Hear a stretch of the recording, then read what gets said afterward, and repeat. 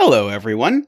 This is zetamath, and I thought it would be interesting to record a video of me actually setting a Sudoku. A lot of people have actually said they thought it would be interesting to see what setting a Sudoku is actually like as it happens, rather than the retrospective that we usually get. And I'm going to have to admit, as a setter, that's a little bit scary, because a lot of the times I start on a puzzle idea and then I don't get anywhere, or I decide, okay, this wasn't a good idea, or I scrap it, or then I come back to it later, or whatever. But I'm really going to try here, and I have no idea if I'll succeed, but I'm really going to try here and record me setting a puzzle from start to finish so that you can see what it looks like. And I have no idea yet what the edit is going to look like, how much of it I'm going to cut out, or how much of it I'm going to explain. No idea yet. I'm going to just see how this goes and see if this helps give people some sort of idea as to what is going on.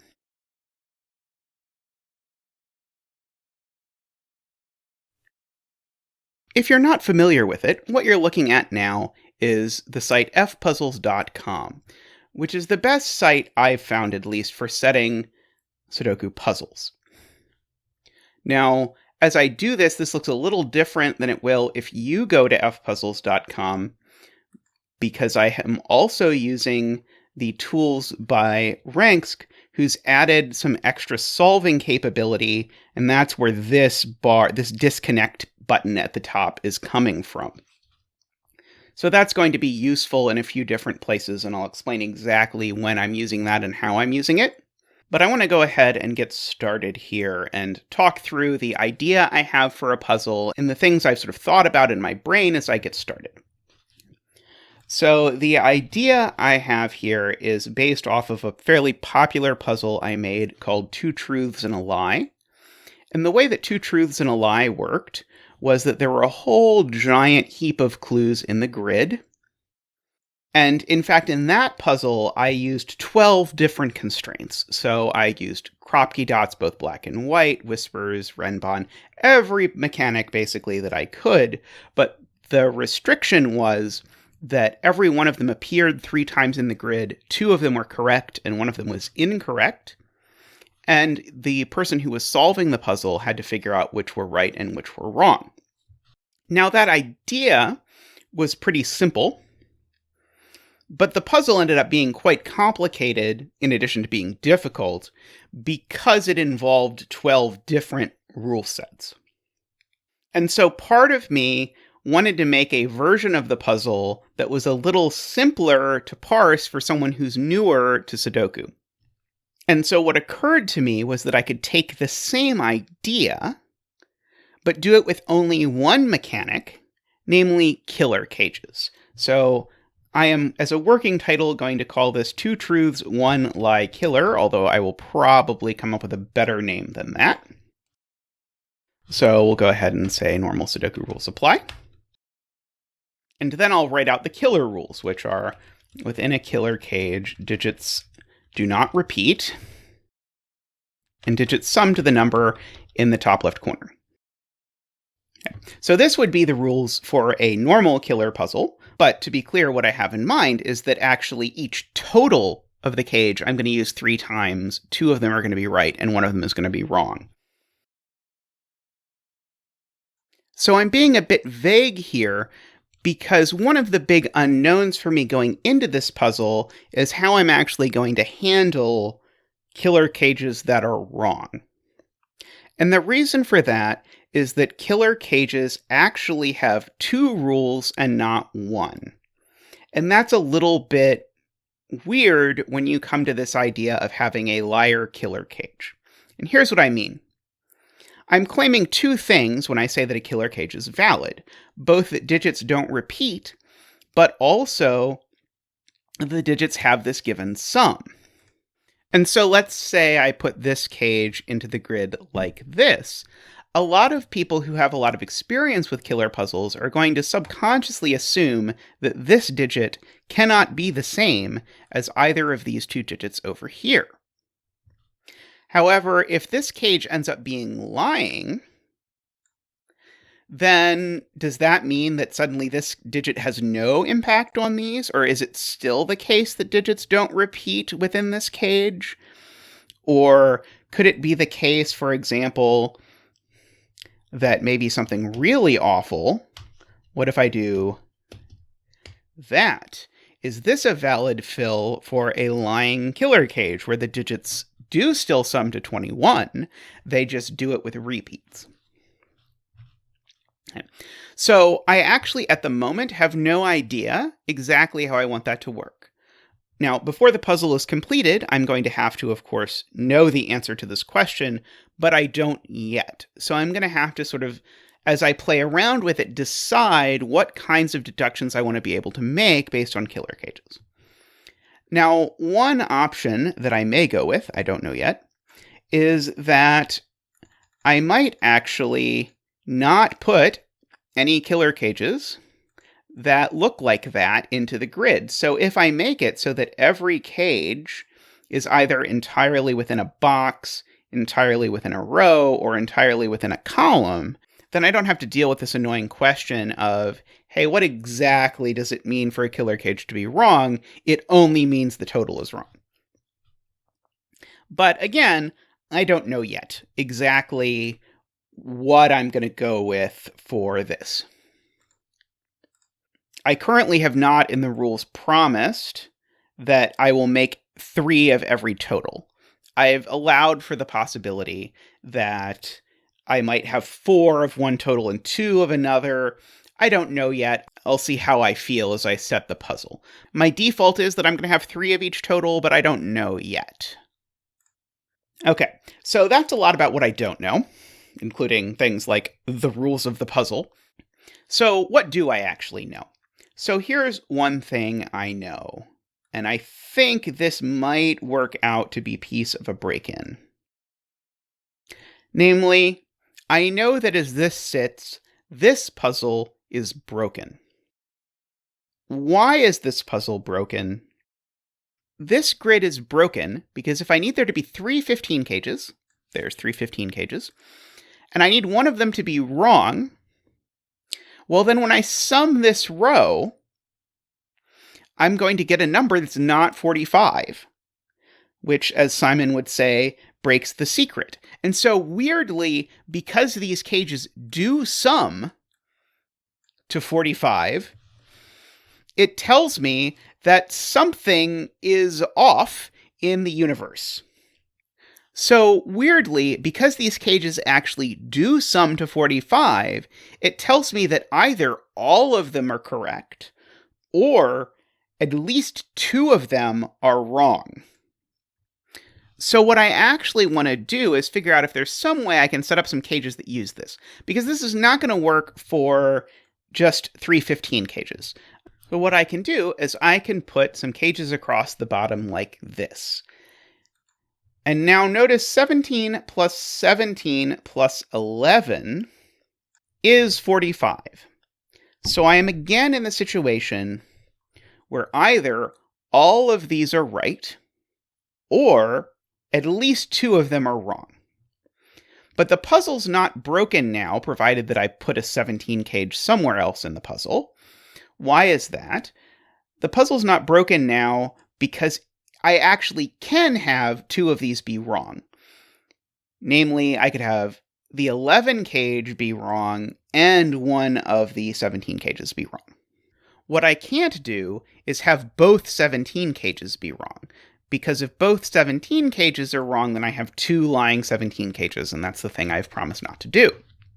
Now, when I first wrote this out, what I had hoped this would tell me is one of the 17 cages is a liar, and then because one of these 17 cages was a liar, I would know that whatever other 17 cage I put wherever it was in the grid would have to be correct. Because ultimately, the first deduction that I'm going to need for someone to make in this puzzle is going to be that some particular clue is actually providing them positive information they can actually use towards the solution in the puzzle. However, I'm now realizing that there is nothing at all to prevent all 3 of these from being correct. So now I think I want to use the 11 cage to actually work this out. I think I want to figure out a way that I can arrange 11 cages elsewhere in the grid that will force one of those 11 cages to be wrong, which will force this 11 cage to be right, which would then force both of these to be right.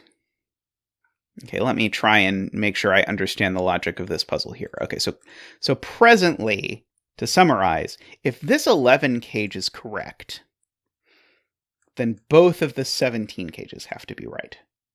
That's the thing I have to keep in mind. If this 11 cage proves correct, both of the 17 cages are right.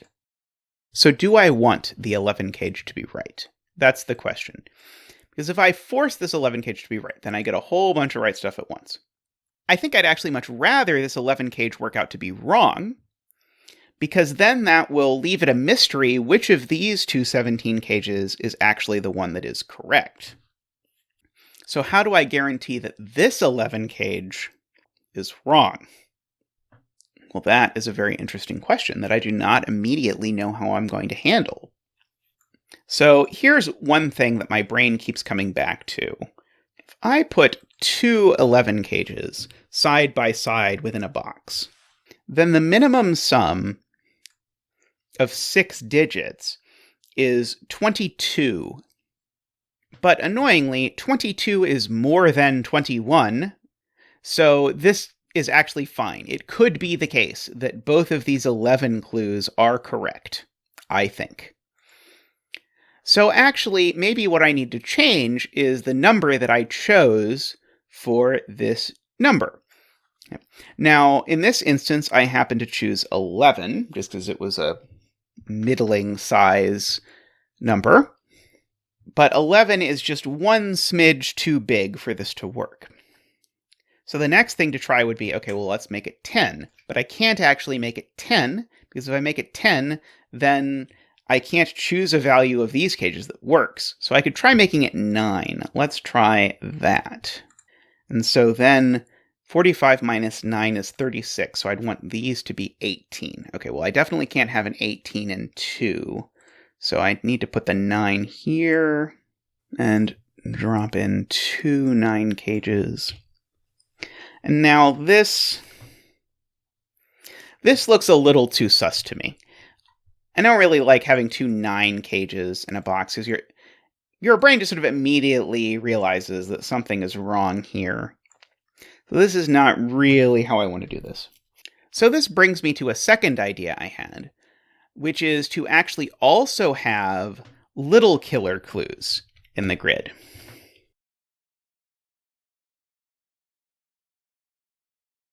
And so now I'm thinking, okay, I'm going to have both killer clues and little killer clues with a particular total. And then ask myself, okay, can I do that? Okay, so is there a way that I can now maybe put little killer clues in here so that this breaks in some capacity? So my immediate gut reaction was, let's try this. But I think this is actually okay, because these cells are supposed to total 18, and the minimum sum that 5 digits can total is 15. So 18 is bigger than 15. This would be perfectly fine. There's ways I could fill that. So what else could I do with little killer clues that would maybe lead to some interesting, exciting deduction? So let's see. What happens, and I admit I don't have a lot of experience with little killer clues.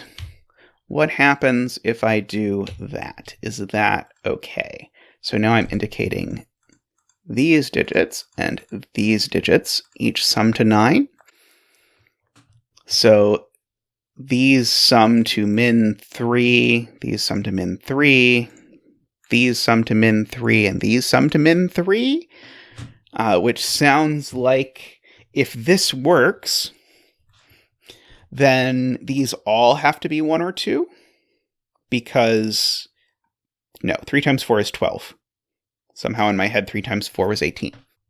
You're rapidly learning, if you're watching this, why I don't set killer puzzles very often. I again think that this is actually fine. Okay, so we're just going to rewind back to when this was an 11 and 17.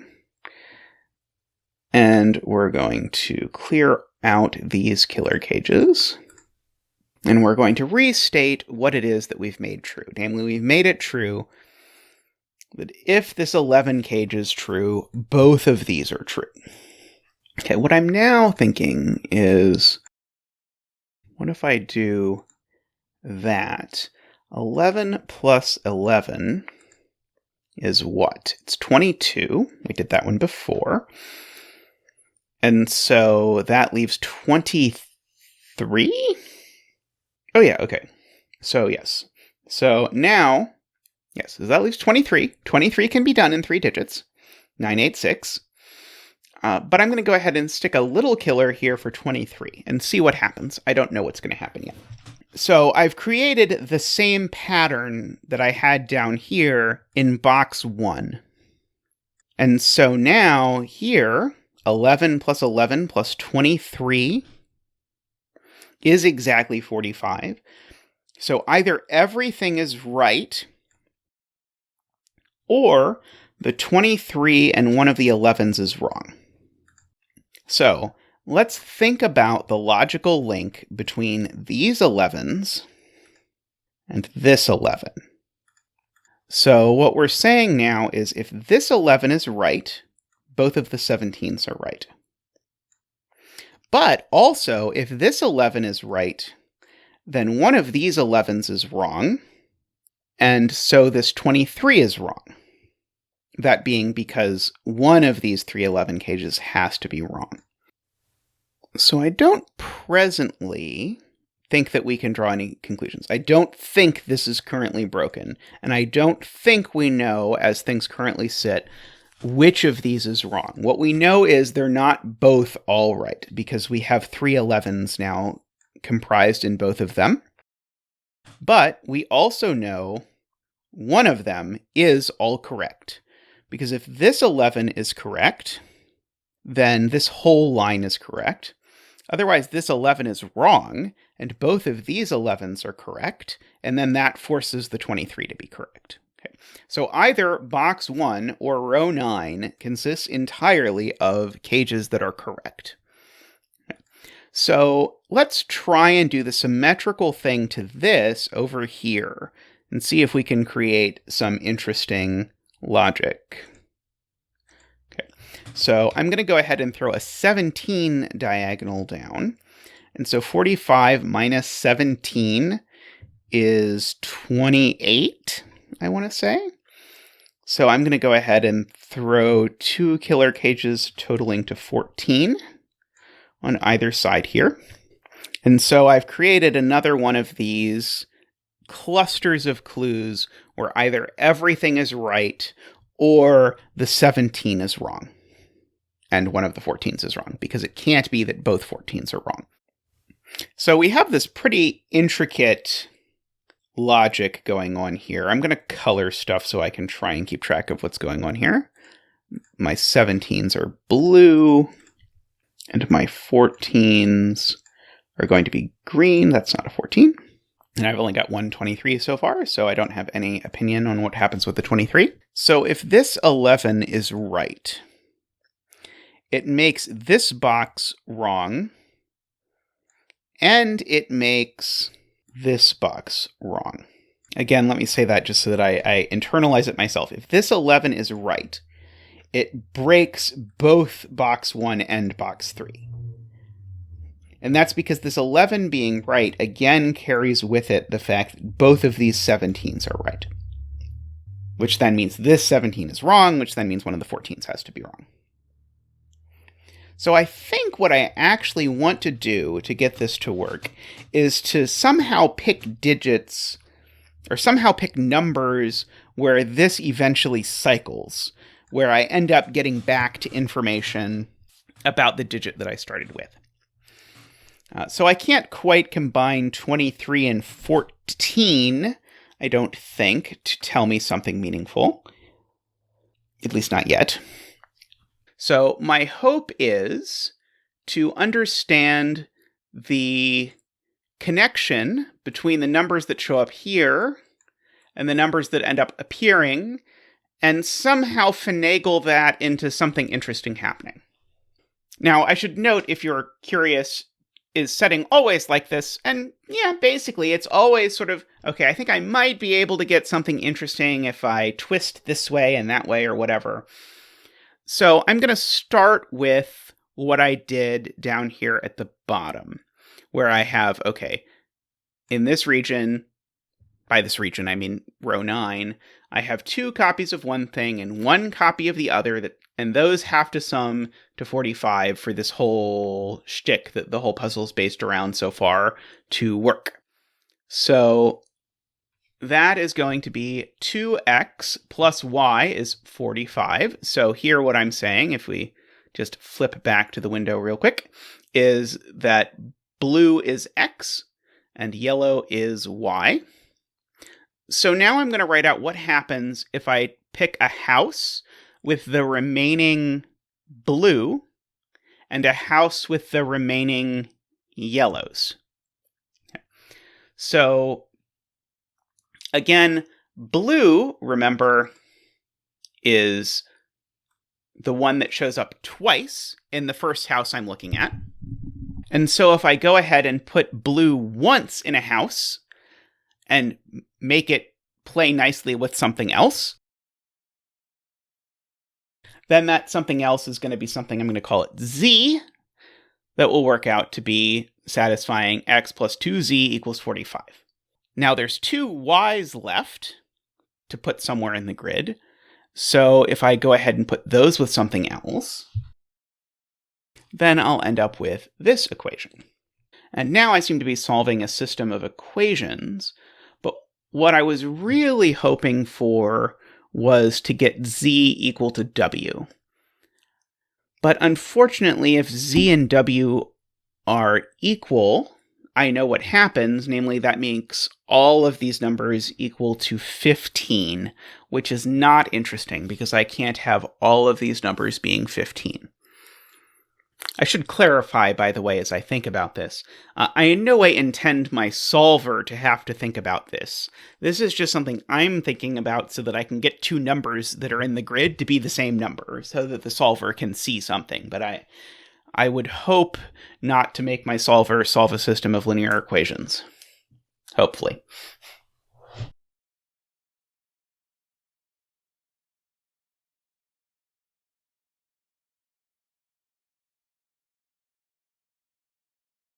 Let me double check my intuition that if z and w are equal, that means they're both 15. I'm pretty sure that's going to be what happens when I do this.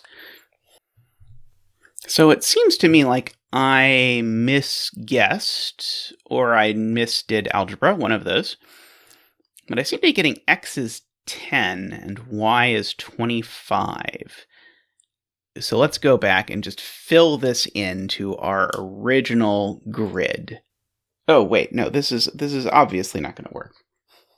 I mean, it might work, but it's not going to be interesting because I've just said that y is 25, so then I'm going to have a box where I have 2 25s, and that's not going to work. Okay, so I think I'm not quite getting anywhere with that approach, for now at least. Let's think about what can I do with a number that's as big as 23.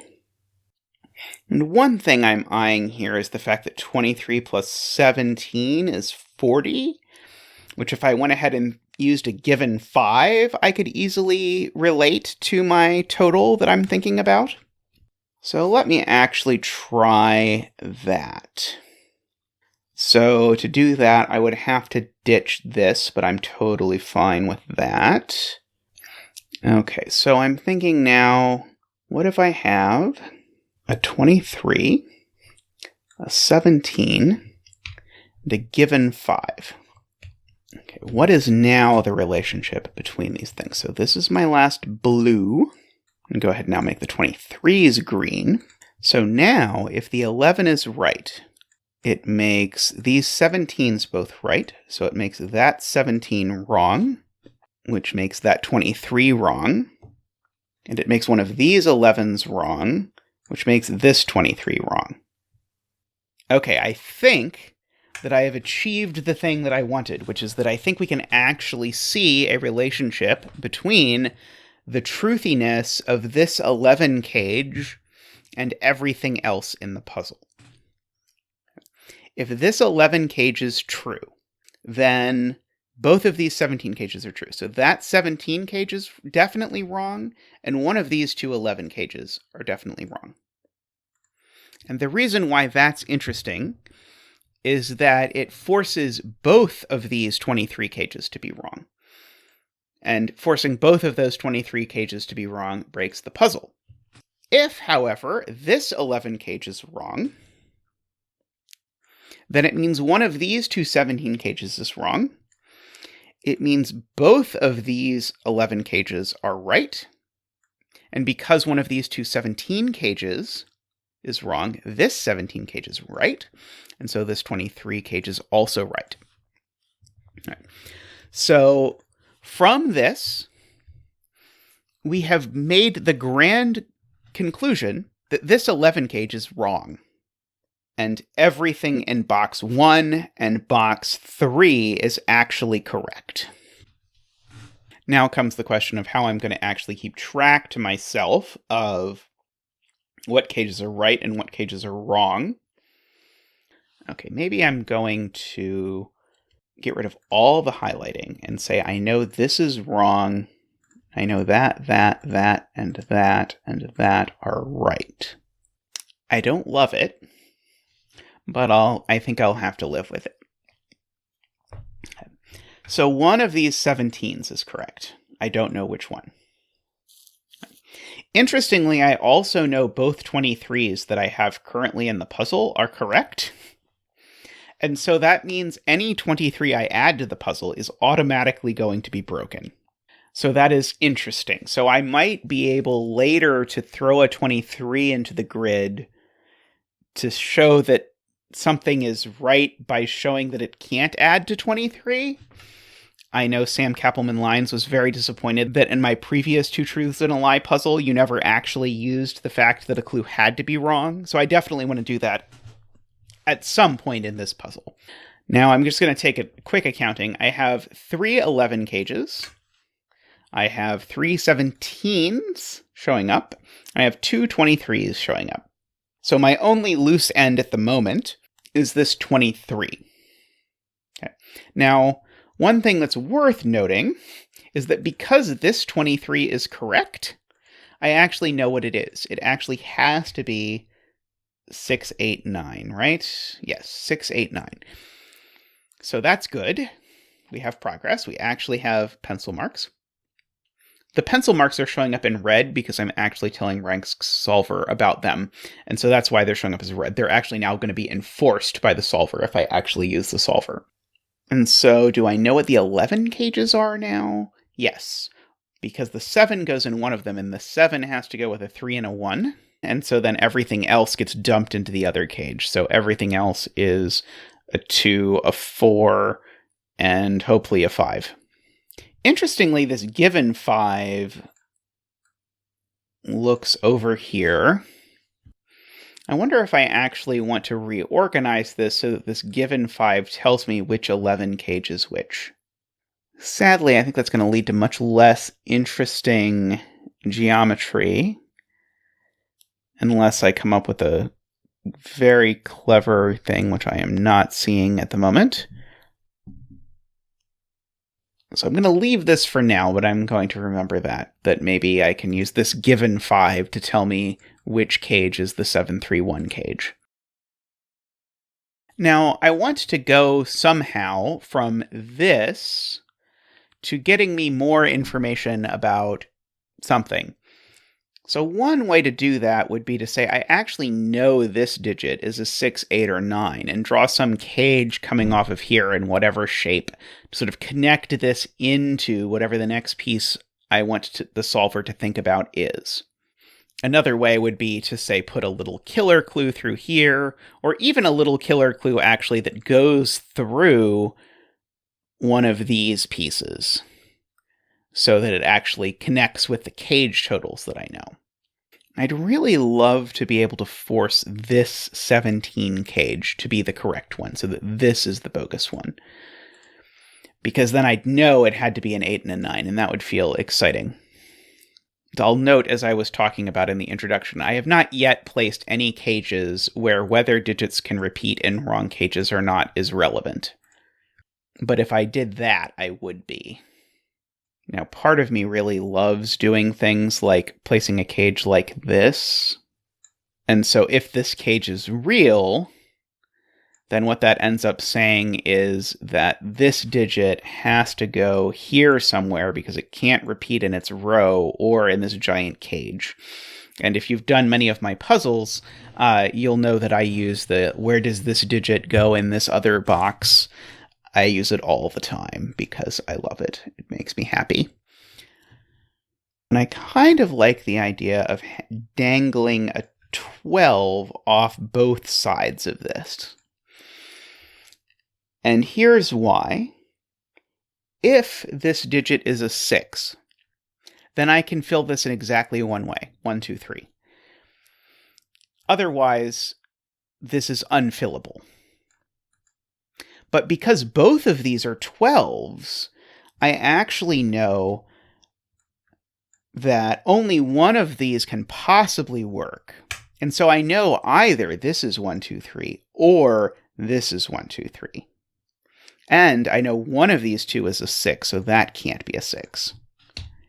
And I'll just go ahead and note that would have worked equally well with 13, so if I decide I'd rather have had a 13, I can go ahead and swap it out for a 13.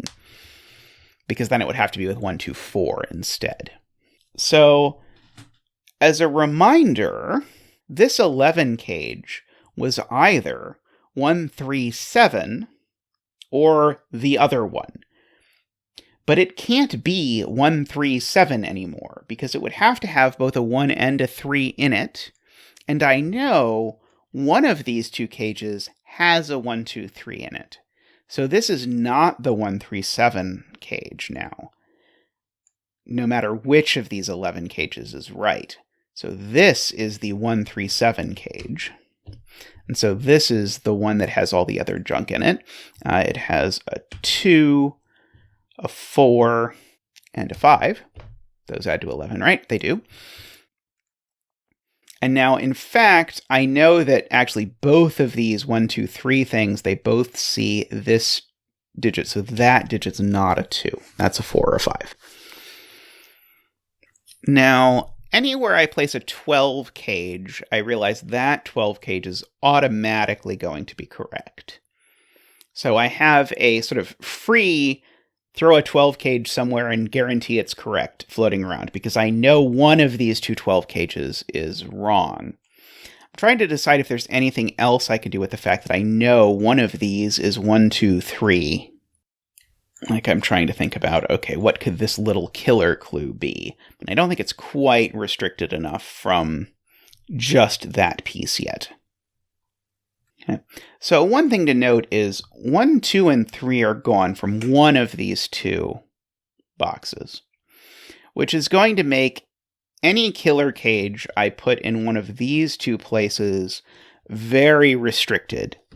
So I could put various totals in either of these places that would look very plausible for the size of cage, but a size 4 cage in one of these two boxes, now whichever one has the 1, 2, 3 in it, this size 4 cage now would have to total at least 4 plus 5 plus 6 plus 7, which is a lot. 4 plus 5 is 9, plus 6 is 15, plus 7 is 22. I'd have to total at least 22. That would be the bare minimum that I could get in one of these.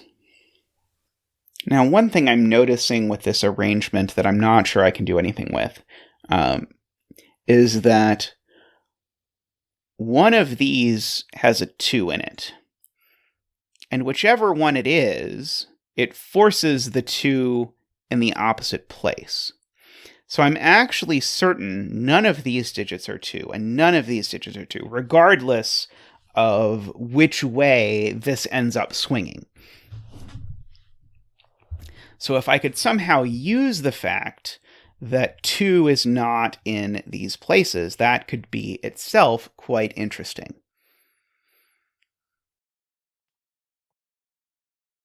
I admit I'm not sure yet. So I assume there's just a scadzillion options for what this 17 cage can be at the moment and what this 23 cage can be. So like, for example, if there is a 2 in here, then it would accompany either a 7 and an 8, or a 9 and a 6, and both of those seem perfectly plausible. This 8 or 9 at the center is a high digit, so there's lots of totals I can't make if I stick only to this column or that column. But I don't think that's super interesting. Okay, so I have this branching out.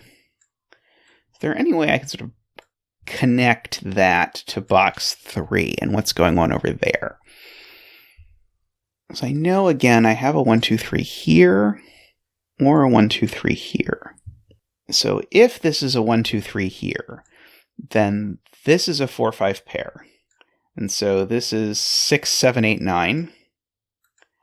How does that work out? So if this is forced to be 6, 7, 8, 9, then the minimum sum of these digits is 21. Oh, well, that's interesting. Okay, let me go through that again to convince myself that this really works. If this is 1, 2, 3, then looking over, this is 4, 5. So these digits left in the row are from 6, 7, 8, 9. But that doesn't actually work, because if I take the smallest of those, which would be 6, 7, 8, these would total 21, and I need these two cells together to sum to 2, which I cannot do. So actually, these can't be the correct 1, 2, 3. So the correct 1, 2, 3 is this one. Wow, that kind of surprises me. So let's see. So that means that's not a 2. That means this is a 2. By the way, as I set this, I tend to just stick in setter mode. So I just put them in as given digits rather than switching over and putting it in so that it comes out all nice and looking just slightly less black. And so I will often, as I do this, purplify something that I intend to really be a given digit, because otherwise I will not be able to remember, okay, was this 5 a given digit? Was this 2 a given digit? Etc. Okay, so that knocks all those 2 corner marks out. Okay, this is 6. This is not 6, this is 8 or 9. And now, actually, this column I now have left 7, 8, 9 in. Okay, so one thing I notice here is that if this 17 cage is right, it now is looking at a 7, 8, 9. So this would have to be 8, 9, and so that would be a 7. So it would probably be pretty easy to say that's not what happens. But I would much rather still make it so that this has to end up being an 8, 9. Okay, and still left over, I have to place a 23 cage that is wrong, and a 12 cage that is right. Okay, and I cannot put a 12 cage in 2 cells in this box, which is one thing I was tempted to consider, but all the options for that are gone. Whatever this 8 or 9 is, it's there, and so it's in one of these 2 spots. So one of these digits is actually quite high, which would be interesting and something that we could use. Okay, so 7, 8, 9 is 24. So these remaining digits sum to 21. So I could put a square-shaped 12 clue here, which I think would be enough to break this 17 clue, because it would suck up a 1 and a 2 from the box. And so this would have to be at least 3, 4, plus 7 is 14. No, not quite enough. But if this was a 12 clue, it would need to be 1 and 2, and then either 3 and 6, or 4 and 5. So if it was 3 and 6, these would be 4, 5, and 7. It'd still be fine if that's a 1. Okay, I don't think this is quite going to put enough pressure on it. And I already have 2 4-cell 12s, so I kind of want to make the 12s smaller if I can. So what other numbers do I want to play with, and how am I going to connect them up with the stuff that's already going on in the grid? I haven't done a lot with geometry. I kind of want to try and figure out some way to finagle some geometry in here, just because geometry is fun. The fact that I don't know anything at all about what's going on in this box is a bit upsetting. What could I do to fix that? So I kind of want to do this whole put 2 cages that have the same total where they can't both be true trick somewhere. So the minimum that these sum to is 10, plus then these would be 13. Oh boy. So I'm trying to calculate what the minimum I could, or what digit I could put here if I put it in both of them that I'd know it was broken. Certainly 7 works, but I think even 8 actually would be fine. Let's check. If I make this 8 and this 8, can I actually make this work for both of these? So this could be 1 2 5, and this could be 1 3 4. And yeah, I don't see any reason why I couldn't make both work. Okay, let's try that. What does that do?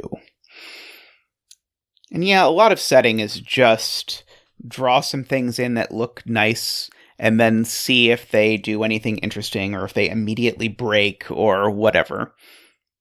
So the reason why I thought of something like this is that I know that 2 of these 8 cages are correct.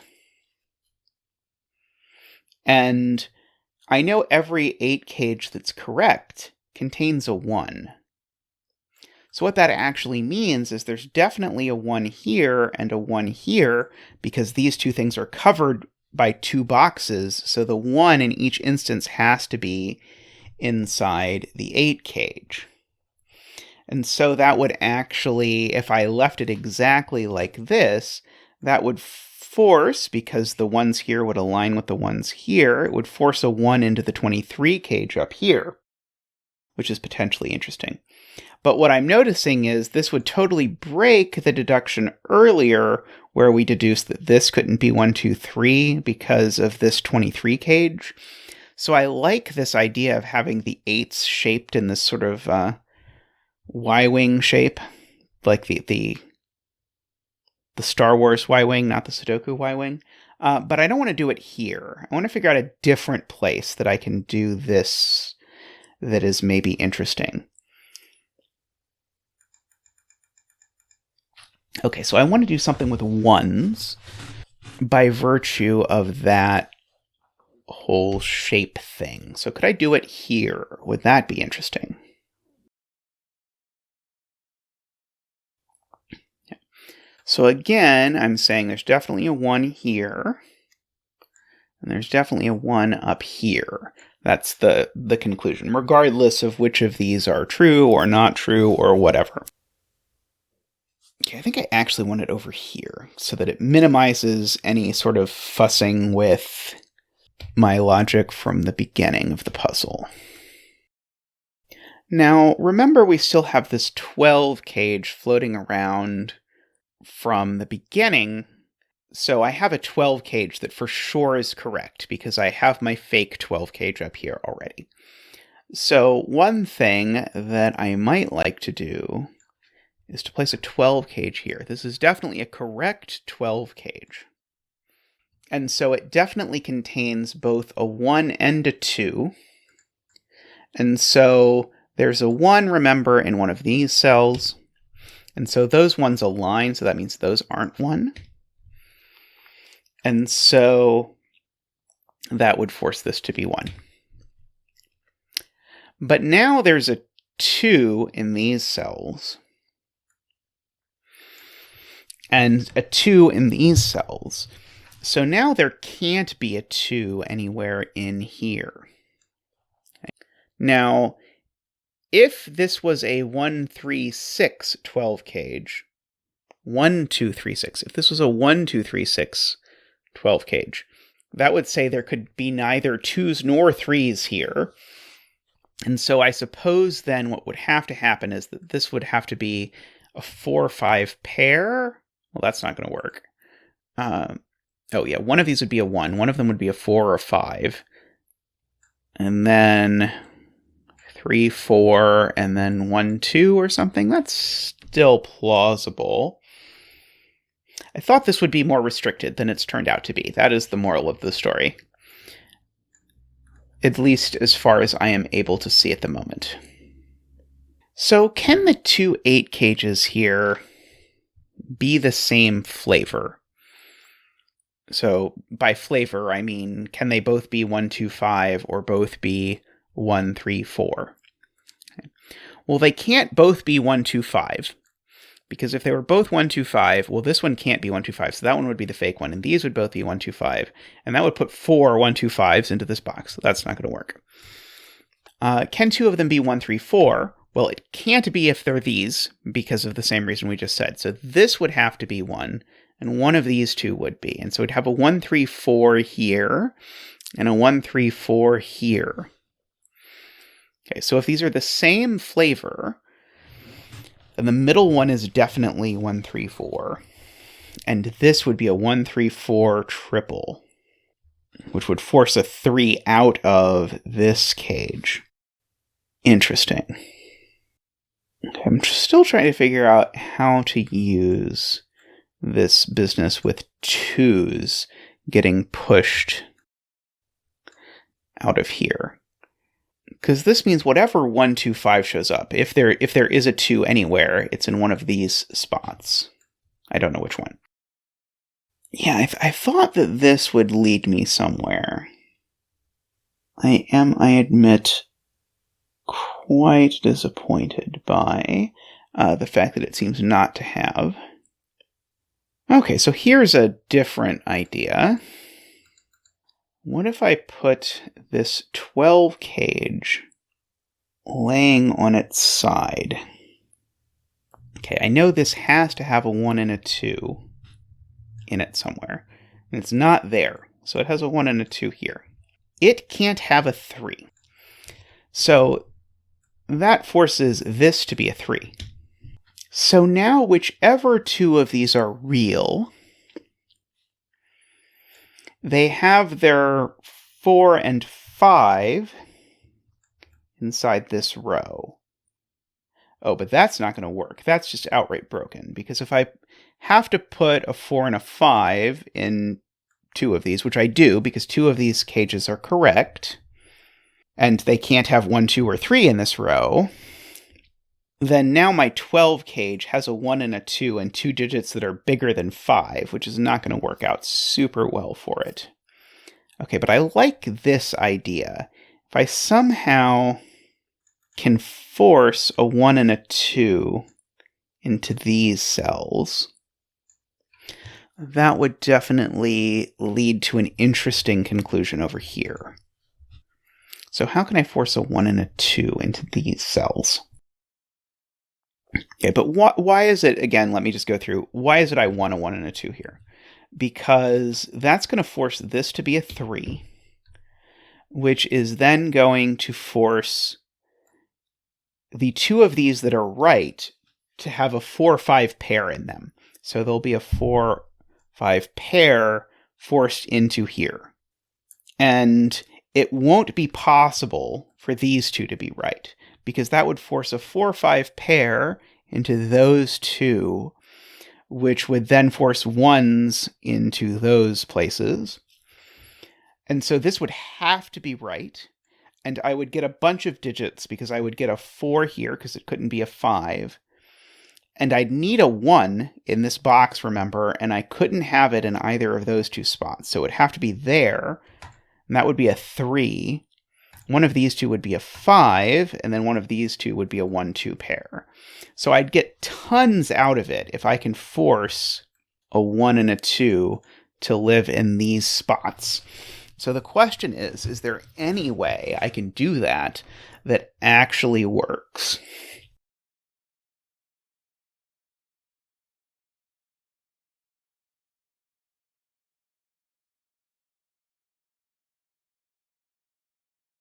Okay, I want to go back to thinking about the possibility of a 12 cage here. So again, I know this contains a 1 and a 2. It could contain also a 3 and a 6, or a 4 and a 5. These definitely, though, contain 1s. So that's a 1. So now this 12 cage shares a 2. So none of these are 2 either. Let's see, if this also shares a 3, then we're saying none of these are 2 or 3. And I know I've been through this before, but I've got to think through this again in my head. None of these are 2 or 3. If none of these are 2 or 3, that only leaves 1, 4, and 5 as options. So one of them would be 1, the other would be 4 or 5. And then dipping into this box. And in particular, sorry, I realized this. Okay. If this has a 3 in it, then the 3 is a line and the 2 is a line. And so I can only pick from 1, 4, or 5. Could put a 1, 4 there. Oh yeah, I guess I could put a 1, 4 here. Sorry, the thing I was going to prove is wrong. Could put a 1, 4 here. Put a 3 here, a 3 here, 1, 4 there. That's fine. So what I'm now thinking is, what if I put a given 2 here? Then that's actually interesting, because it says none of these can be 2, but the alignment of the 2's here says none of these can be 2 either. So in fact, that would say none of these could be 1, 2, 5.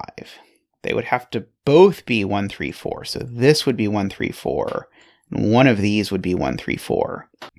And that's interesting. So I'm going to try that and see how far I get. So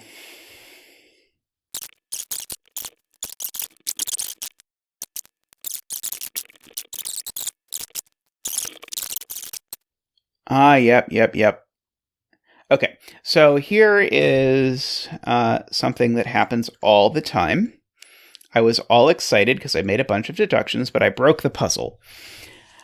I broke the puzzle because as it currently sits, all of these digits have to be from 1, 2, 3, 4, 5. There are 5 of those digits, but unfortunately that happens to occupy 6 total spaces.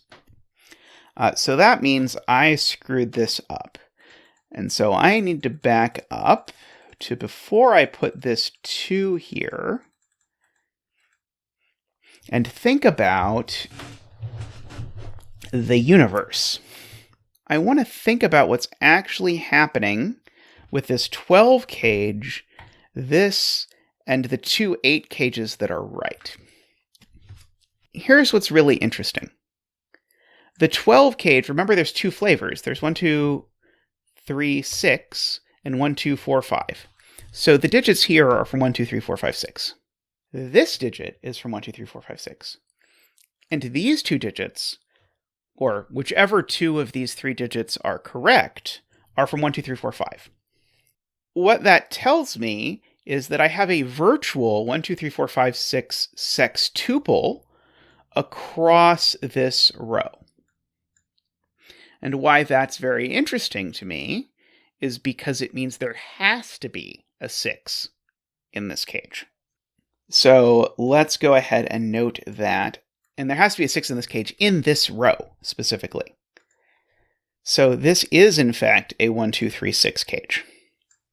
Okay, and that makes this a 1, 2, 3, 6 quadruple.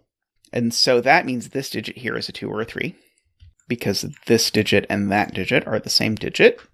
So in this row, there's already a 1, so there's a 4 and a 5. And remember, I needed a 1 somewhere, so the 1 has to go there. So this is a real cage. this can't have a 5 in it, so it's got a 4 and a 3. One of these is a 5, and then one of these is a 1 and a 2 to go with the 5. So what I just did there is I identified that I broke my puzzle because I didn't pay attention to the right question, which was, how many 1, 2, 3, 4, 5, 6s do I have in this row just by what I know?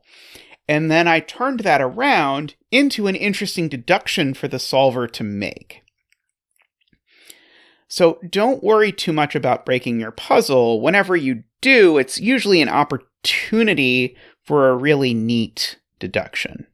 Okay, I say that just knowing that I'm about to get bitten and that it's going to turn out that the whole puzzle is unsolvable and I have to start all over again. But whatever, if it happens, it happens. Okay, so I want to look at if I know which of these is 1, 2, 5, and I don't think that I do. There can perfectly well be a 1 inside the 17 cage. I don't think there's any problem with that. It would just be adjoined by a 7 and a 9, which seems fine. Or there could be a 1 in the 23 cage. I think the flexibility here means I don't know which of these is the other correct 8 cage as of yet. But what I do know is I know these are from 7, 8, 9. Because I now have my 1, 2, 3, 6, as well as my 4 and 5. So these are from 7, 8, 9. Which is, again, giving me lots of 7s, 8s, and 9s floating around, which makes me happy because it means probably I'm going to be able to stitch that together into something interesting. I also have had a 1, 2, 3 triple appear in this row. Okay, the other one of these that's not a 5 is also a 7, 8, 9. So these are 5, 7, 8, 9. The 2 in this box, I know for sure is up here. How long has it been the case that my given 5 has been looking at this? Probably since the very beginning. That is good to know. So that actually tells me that there's a 5 in one of these cells. I don't know if that's super helpful or if I can make it helpful. I keep every once in a while tabbing over here to see if there's solutions and then remembering that, of course, it's not going to find any solutions because I have put in all of these cages as real cages. And so FPuzzles and the solver don't realize that these are fake. Now, of course, what I should do is go back and replace the cages that are fake with cosmetic cages, and then the solver should be able to handle it okay.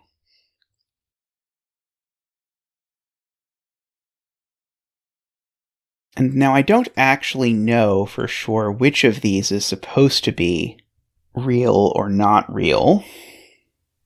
Okay, so I'm actually going to remove both of these and put them in cosmetically. Okay, so what about this diagonal now for a little killer clue? I think this is a good place for a little killer clue. And it's almost certainly going to have to be a new total. So if this is the 1 or 2, then this would total at most 5. This would then be at least 7, at most 9. And this, and this keeps coming up, this is pretty much just completely unrestricted. So looking over here, I'm seeing that this diagonal is actually quite restricted by the fact that 7, 8, and 9 are gone from the box. So this is at most 9 plus 6 plus 5. 9 plus 6 plus 5 is 20. So if I make this a 21 diagonal, then I know it's fake. Would making this a 21 diagonal be interesting? Well, I could say, okay, this is at most 9, 3, 5, 14, and then, yeah, this can still be annoyingly large. Yeah, that is why this keeps not quite letting us wrangle it, so I need a little bit more before I can do this. Okay. I am going to go ahead and fill in these digits just because it will make me feel better. Okay, what if I put pressure on this in the other direction? What's the smallest this diagonal can possibly be? So this could be a 1. This could be a 1. This could be a 3. 1, 1, 3 is 5. And now if this was a 1, this has to be not 5. So it could be 1, 1, 3, 7. 12 is the answer. 12 is the smallest this diagonal could possibly be. We already have 12. 14? Something like that? Okay, so I want to think about, is 14 small enough to force this to be the real 8 cage? So if this is not the real 8 cage, then that's a 5. So it'd be 5, 3. This number is at least 4. So it'd be 3, 8, at least 4. So that's at least 12. Sadly not, but interestingly close. Okay, where else can I put a 14? I'm kind of inclined to look at this diagonal now, which now can't possibly be as small as 14. And say, so here is my diagonal that I know can't be 14 because I know this digit is big. But that seems a little too closely tied with the thing that we're thinking about. Okay, again, what is the connection? I have to think about this again. Between this 14 clue and these 2 8 cages, one of which is right and one of which is wrong. Okay, if this is the right one, this is a 5, this is a 3, and this can be anything in the universe. And this can still be anything in the universe. Well, not anything in the universe. There's a 5, a 3. This has to be at least 4. Because 1, 2, and 3 in the box are gone. So it would be at least 5, 3, 4. Which is 12 plus whatever this digit is. And if this cage is fake, then this is at least 7, 10, 11, 12, say. So the difference is actually only 1. So 7, 3, 1, if this is the real one, works. That gives you 11. Or 5, 3, 4, which gives you 12. So you lose a degree of freedom when this is the real cage versus when this one is the real cage. Which is very interesting. Which is my way of saying I have no idea what I'm doing. So what I'm thinking now is, okay, what if I make a 14 cage here like this? So the question then is there anything I could do with this 14 that would guarantee that I broke it in an interesting way? So like if I put one there. Sure, I could put one like that, maybe.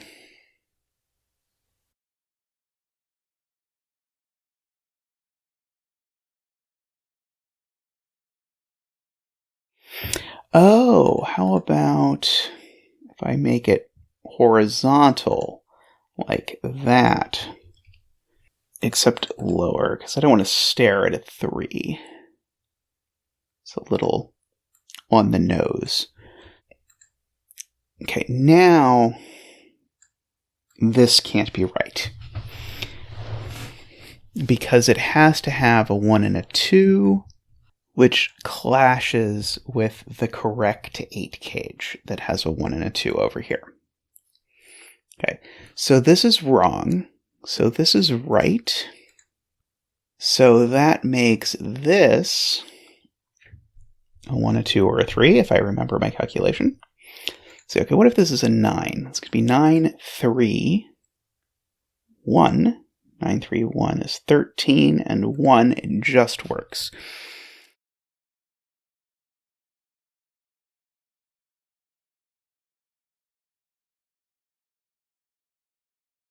Okay. Maybe I do want to introduce a zigzaggy 14 cage here. So that would force... It doesn't necessarily have a 1 and a 2 in it, because it could be a 1, and then a 3, 4, 6.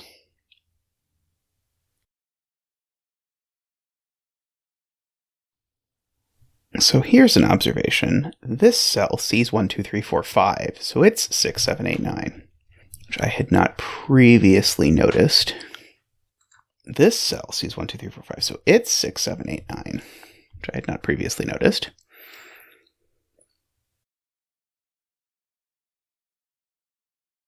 Maybe I do like having the 14 cage here.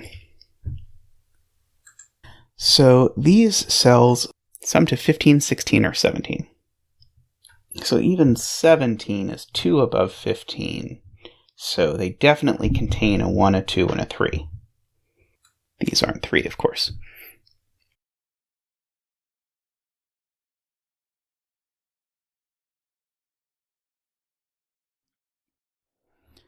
All right, welcome back. So here we are on day 2 of setting this puzzle. I had hoped I'd picked a puzzle that was simple enough that I could set it in one day, but that was not the case. So here we are looking at this day 2. And I've left myself exactly where I was before, but that doesn't mean I remember exactly where I was before. But one thing I did sort out is I sorted out the issue with the solver. So now, for example, I can hit this solution count button, and it will tell me that there are no solutions to my puzzle, which is not great. So the question is if I really have correctly marked all the cages that I want to be real and fake. And I think I haven't, because I think both of those are marked as real. Yes, okay. So the reason why this is currently showing up as having no solutions is, I hope, because I actually have all 3 of these 8 cages marked as being real, whereas we knew they couldn't all be real. So let me try just removing this one and then see what the solution count is. Okay. What if I remove that one? Okay. So good to know. So that's very interesting. So it claims there's no solutions for these 8 cages, regardless of which of these 8 cages is supposed to be the real one. So that's interesting. Okay, now, currently neither of these 17 cages is marked as real. And now I want to remember what's going on with 14s. Okay, so the thing going on with 14s is that this 14 little killer is correct. This 14 little killer is wrong. Or sorry. There we go. Okay, so this 14 killer cage is supposed to be wrong. So I should remove that, and then count the solutions. Okay. Aha. Okay, so here's what was going on, unbeknownst to me. This 14 killer cage I had put into the grid as real. And so the solver is assuming that this 14 cage is a real 14 cage and discovering that that does not work. So the way I can adjust that is that I can go ahead and remove this and put it in as a cosmetic cage. So note, when you put something in as a cosmetic cage, it means the solver is just treating it as though it literally is not there.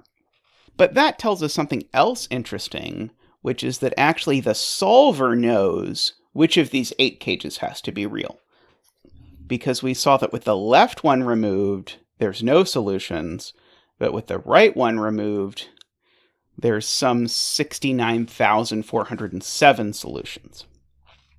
Okay. So the solver somehow knows this right cage can't be the real one. So I am going to want to look into why that's the case.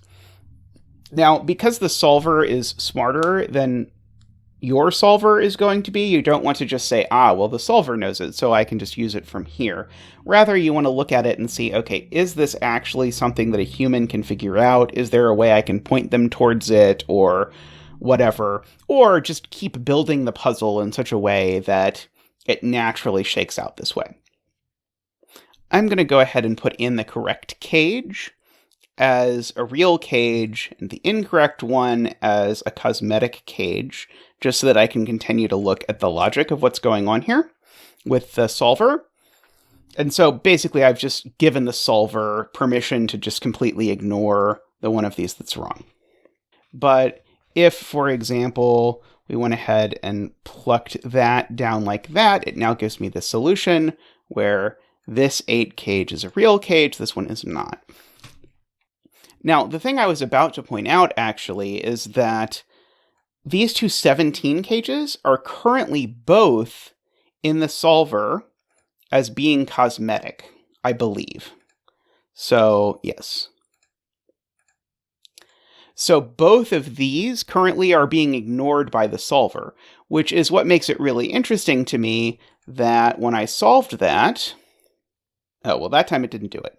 But when I solved this a minute ago, this came up as an 8 and 9, so that actually does show me this does have solutions with this 17 cage being real. Okay, so I'm going to go ahead and try real quick and see if I'm currently in a position still where this 17 cage could be real, or this 17 cage could be real, or if somehow it's logically forced that this 17 cage has to be the real one. Okay, so I'm going to deconstruct that. And so it showed me a solution to this being the real 17 cage before. So there are, in fact, 3,000-ish solutions with that being the 17 cage. Okay, so I'm going to put that back to being cosmetic for the moment. Now I'm going to remove this one and fill that one in with a real cage, just because I'm curious, okay, is this really possible? Could that be a real 17 cage? And so I'll hit solution count, and yes, it can be. There's actually about 9,000 solutions where that 17 cage works out to be correct. Okay, so I'm not going to actually leave either of these as a real cage in the grid for now. I'm going to leave both of these as cosmetic because currently in the logical progression, we still don't know which of these 17 cages is right. Also in the logical progression, we don't actually know which of these 8 cages is right, even though that's somehow deducible information. But the key takeaway from this, more than anything else, is that yesterday when we were flying without the solver working, we didn't fundamentally break the puzzle. There are solutions to this grid as it's currently set up. And that's always a good thing, and it's a reassuring thing to know. So usually when I am setting, I will actually check that somewhat obsessively to make sure that I've not secretly broken the puzzle without thinking about it.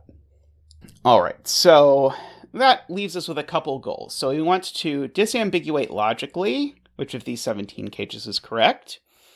We want to disambiguate logically which of these 8 cages is correct, even though we know secretly it has to be, and boy, my memory is terrible. Which one is it it has to be? It has to be the left one.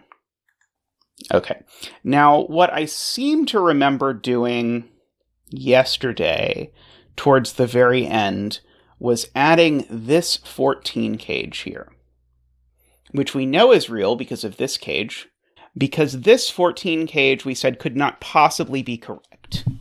The reason we knew this couldn't be correct is because this is at least 7, 8, or 9. There has to be both a 1 and a 2 inside this cage here, and we know whichever of these 8 cages was correct, that has a 1 or a 2 in this spot, so that would break this. So this 14 cage is wrong, and ergo this 14 cage is right. Now, the reason why that's interesting is because this 14 cage now aligns with some of the digits over in the 8 cage over here. So if there's both a 1 and a 2 in this 14 cage, for example, then those 1, 2s marry up with these 1, 2s, and then it will turn out that these two cells end up being forced to be 1 and 2. That's in the universe where this is a 3. So I want to think about what the two universes with these two 8 cages being real versus fake look like in terms of what they do to this digit here.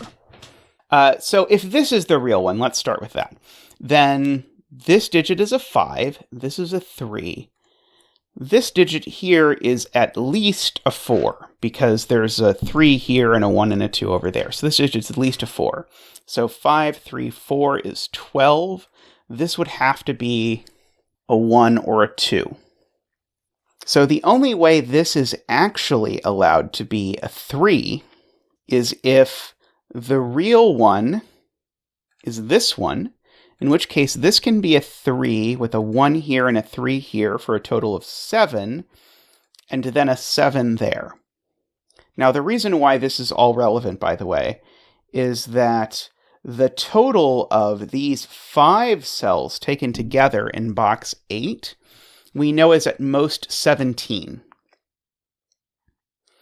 And no matter how you make 17 in 5 cells, you have to use 1, 2, and 3. So the 1, 2, and 3 in this box are all in these 5 cells. And so if this is a 3, then that forces both 1 and 2 here, and then I get my 1s and 2s aligning, and then I get my 1, 2 over here. So let's think about what this cage can actually be. So I cannot use all of 1, 2, and 3 in this cage. So the absolute minimum I could use in this cage would be 1, 2, 4, and 5. 1, 2, 4, and 5 is 12. So I actually can't get any digits that are larger than 7, because 1, 2, 4, and 7 would get me to 14 exactly. Yeah, and I guess we have previously noted, if this is a 1 down here, then this has to be exactly 2, 3, 4. Okay, I'm going to go ahead and click this True Candidates button and just look at the grid. And so what this is doing is this is, by brute force, looking at every possible solution to this puzzle and showing us in blue what the possible values of all the cells are. Now, bear in mind, this is still minus these 17 cages, because one of these 17 cages has to actually be right. But the reason I'm looking at this is I'm trying to see if there's anything that's stealthily restricted. And so the thing I notice, and this is probably where I was supposed to get from thinking about this whole business, is that these two digits both have to be from 1, 2, 3. Let's try and convince ourselves that actually we should have been able to get there. So how many of 1, 2, and 3 do I have to use in my 14 cage? So let's say I use a 1. Can I then get away without using a 2 or a 3? Well, 1, 4, 5, 6 is way too many. So I definitely need 2 of 1, 2, and 3 in this 14 cage. I think this is where I was trying to go with this yesterday, and then, well, we ran out of time yesterday. But there have to be 2 1, 2, 3s in here. And there's definitely all of 1, 2, 3 in here. So the 2 1, 2, 3s in here... Oh, I realize I'm just saying the same thing that we've been saying, which is that, hey, the 1, 2, 3s have to be in this pentomino, and so one of them goes here, the other 2 have to go in the 14 cage. Okay, so I am being completely redundant, but the point here is this. 1, 2, and 3 are here. 2 of 1, 2, and 3 are here. So therefore, both of these are from 1, 2, and 3. And this one is not a 2. Again, I saw that from the True Candidates mode, because I saw these two things both had to be small, but as soon as I saw it, I realized, oh yes, that's why we set this up yesterday, was to make that true. And the reason why I was excited by that possibility is because this puts a lot of pressure on the 17 cage. Because now these sum to at most 5 plus 9 is 14, I guess. Let's see. So what are the possible sums of these three things? Well, maybe here's the way to think about this. This digit's got to be at least 4. And so this would be, at the minimum, 4 plus 7 is 11, plus 3 plus 2 is 16. So if this 17 cage is correct, then this has to be a 4 or a 5, and this can't be a 9. So this has to be pretty small. Okay, because my memory is terrible, I'm going to just put a green cell there to remind myself that the solver has told me, although I don't know it yet, that this is the cage that has to end up being real. And so as I think about this, I want to think about, okay, what could I learn over here that would rule out the possibility that this 8 cage is actually correct? So if there was a 1, 2 here, if this was 1, 2, 5, what would that do? So those would, of course, not be 1 and 2. These wouldn't be 1 and 2. That wouldn't be 2. So we'd have a 2 here in this 17 cage. We'd have to have a 1 in this column, but it could not join the 2 in the 17 cage, because then the remaining digit would have to be a 14. So that would end up being a 1. So if this is an authentic 8 cage, it forces a 1 here and a 2 in one of these 2 cells. No, one of these 3 cells, sorry. Because all it does is force the 2 out of there. And this already can't be a 2, and that can't be a 2. So somewhat beautifully by the geometry, and maybe I set this up on purpose, but if I did, I don't remember it. By the geometry, if there's a 2 in this 8 cage, that is, if this 8 cage is real, the exact effect that has is to put a 2 into the 17 cage. And if I put a 2 in the 17 cage, that means that the 17 cage has to be one of 2 things. It is either a 2 with a 6 and a 9, or a 2 with a 7 and an 8. Now, what I don't see yet, and I don't necessarily expect that I'm going to figure out in the immediate future, is why I can't have one of those 2 things. But I just want to keep in mind that this cage being real has impacts not just down here, but also in terms of where the digits 1 and 2 end up getting disposed in this box.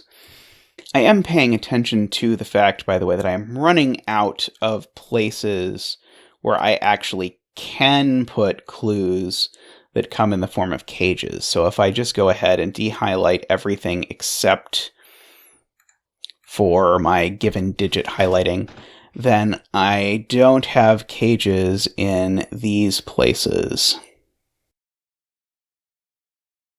And I have to remember I still need to put a 23 clue somewhere, which is the kind of thing that's very easy to let myself forget after not having looked at this for a day.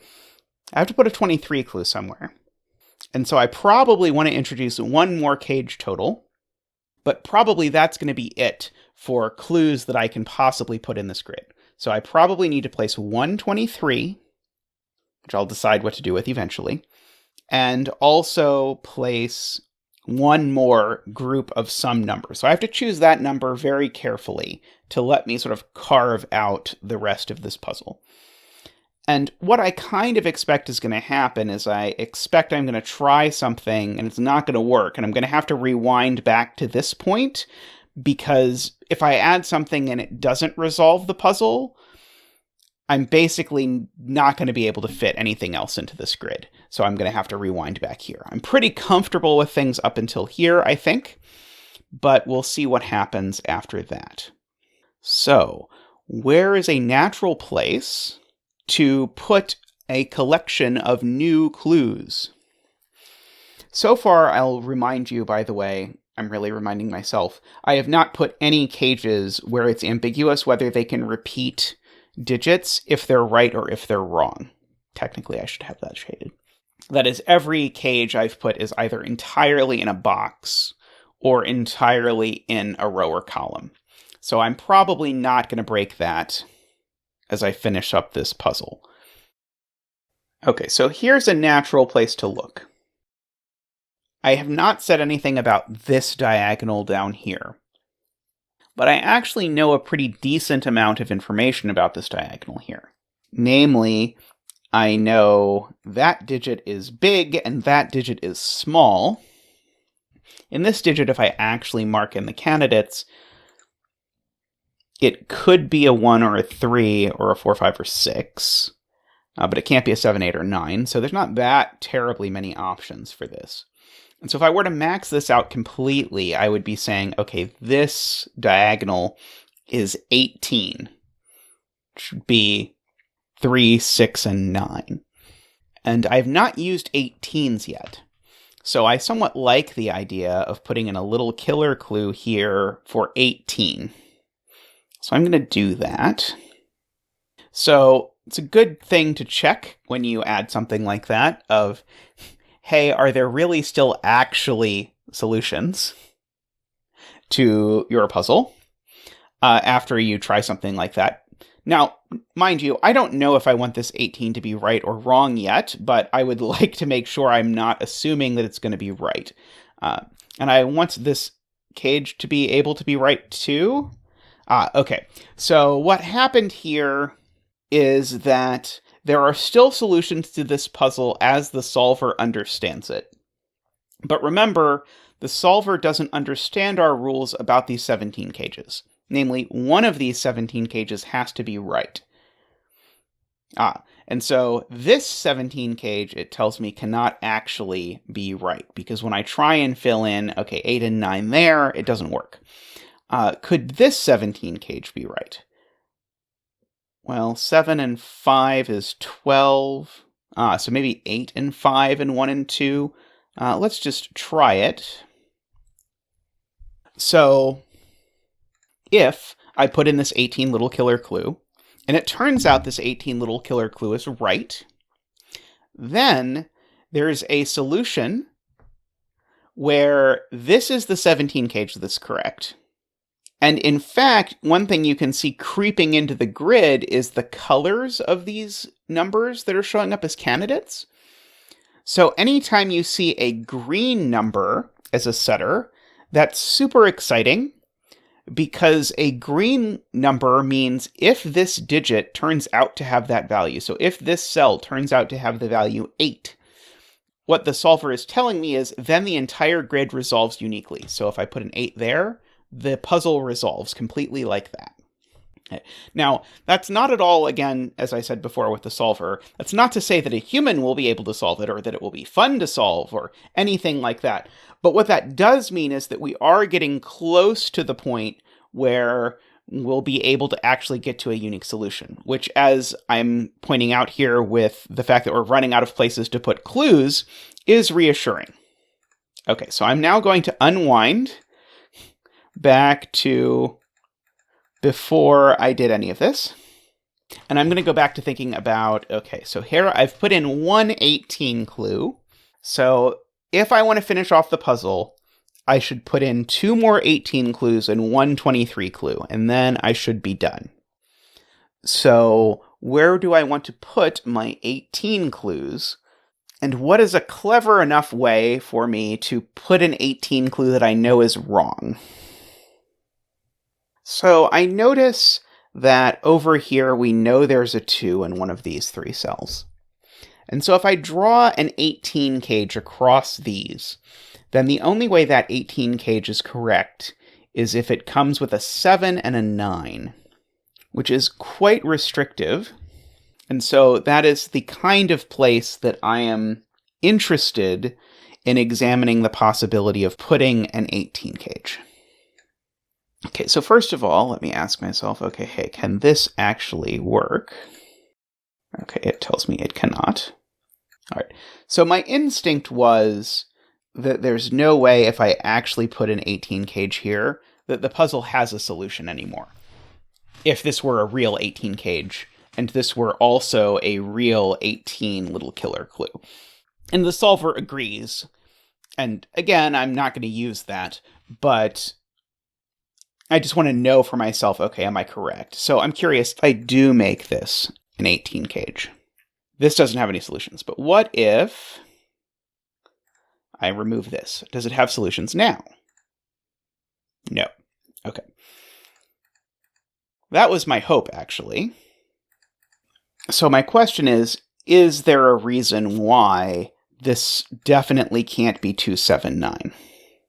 And to be clear, I realize the solver telling me there's no solution if this is a real 18 cage is telling me there's a good reason why this thing can't be 279, but I want to make sure it's a fair, interesting reason, or decide if it's a fair, interesting reason, and not something where, oh, if you bifurcate enough, then you end up seeing it.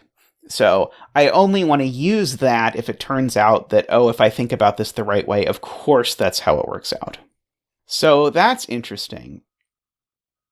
Oh, that's beautiful. Okay, so here's what happens.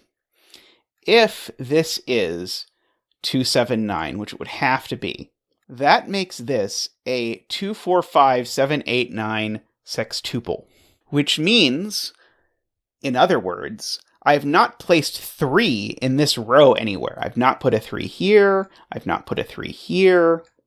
And so I would need to be putting a 3 here. Oh, in fact, I just never wrote this down. Here's the easier way to see this, that it does not involve finding a sextuple, as proud as I am whenever I do find a sextuple. The 3s also align over here, so there's definitely a 3 in this box. So it is eminently discoverable that this 18 cage has to be fake. All right, so provided someone actually sees that this 18 cage can't possibly be real because it has to have both a 2 and a 3 in it, and there's no way that that's going to work out, what will they then learn? They'll learn, okay, this has to read 963 because this has to be right. So let's see how this all unravels. So that will be a 1. That'll be a 2. These won't be 9. Okay, these won't be 2 anymore. So this cage will have a 1 and a 3, and 2 numbers that add to 10 that aren't 1 and 3 or 2. So it would have to be 1, 3, 4, 6. These wouldn't be able to be 6. These wouldn't be able to be 3. The remaining cells in this box would be 5, 7, 8, 9. That one couldn't be 9. This couldn't be 6 anymore. Okay. Now, look at this. This is great, because now these digits all come from 5, 7, 8, 9. So that actually finally tells me this 17 cage can't be real, because if this was an 8, 9, then I would have these 5 cells coming from only 4 values. So that tells me this is actually the one that's wrong, which tells me this is right. And so now I have to ask myself, okay, if this is right, what does it look like?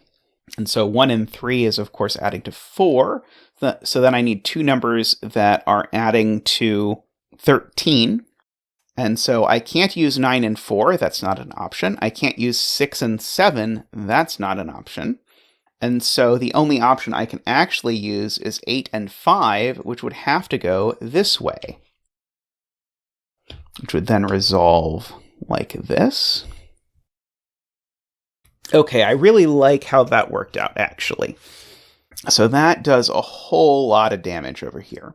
And so you'll notice now we're actually down to 146 total solutions. So we're really getting towards a unique solution now. Okay, in fact, actually, there's a little more Sudoku we can do up here, I see. So these can't be 3 anymore. So this is the one that's 3. These are a 1-7 pair, so that's not 7 anymore. Let's see, I have an 8-9 pair in the column here. Let's go ahead and fill in these cells. Let's see, I still need a 2, 3, 4, 5. This one's not 2. Looks like it could be 4 or 5. Okay, this can't be 8. left in this row. 1, 2, 3, 4, 5, 6, 7, 8, 9. One thing you'll notice, by the way, if you watch setters solve versus watching other people solve, like good people solve, is that broadly setters will pencil mark a lot. And the reason why we tend to pencil mark a lot is because it helps us figure out where adding clues is useful. Okay, so there's a 1, 7 and an 8, 9 pair. This is from 2, 4, 5, 6. Now, these I know aren't 2, because there's a 2 in the box. So I have one 18 cage left and one 23 cage left. The 18 cage is right, and the 23 cage is wrong. And my current true candidate breakdown looks like this. So if, for example, I force this cell to be an 8, then that will resolve the entire puzzle. That is one of the things this is telling me. Okay, so now that I know this is a 2, I'm curious if this is going to lend some credence to how this works out. So if this cage is real, this is a 5, 3, 4. That would be 12. Oh, but it can't be. Because where is the 4? The 4's here. So if this is the real cage, this is the real 8 cage. This is a 5, 3, and a digit that's at least a 5, which would be 13, 15. So that breaks.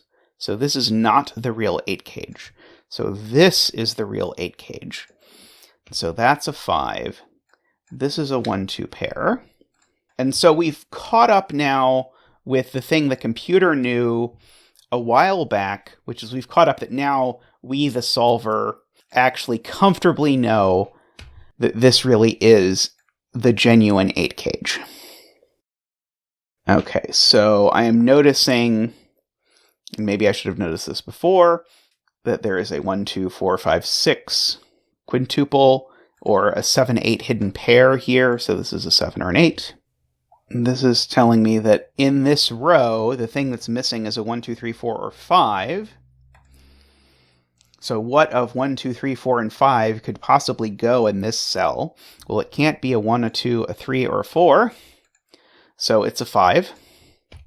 Just because, well, here's a different way to say it. We haven't marked a 5 yet in this box, so that's the 5. So those aren't 2 anymore.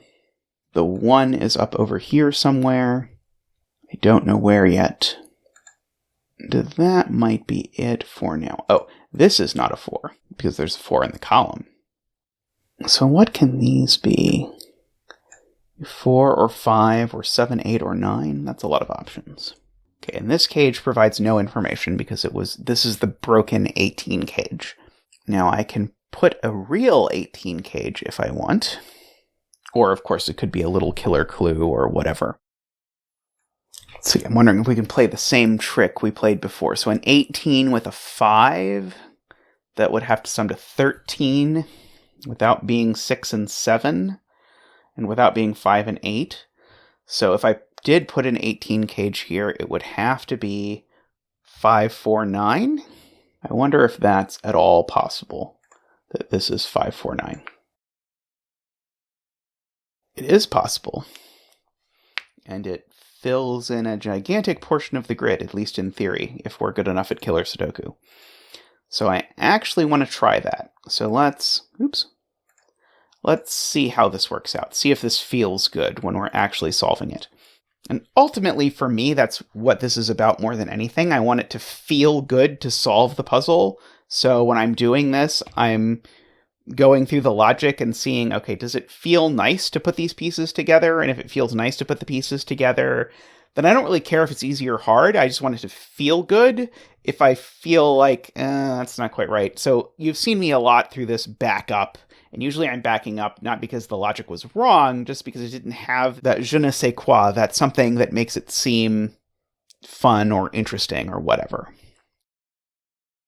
Now what this does is put a very small number of possible digits here. Could be a 1, a 2, 7, 8, 9. Okay, so this is not a 1. This is not a 1 or a 2.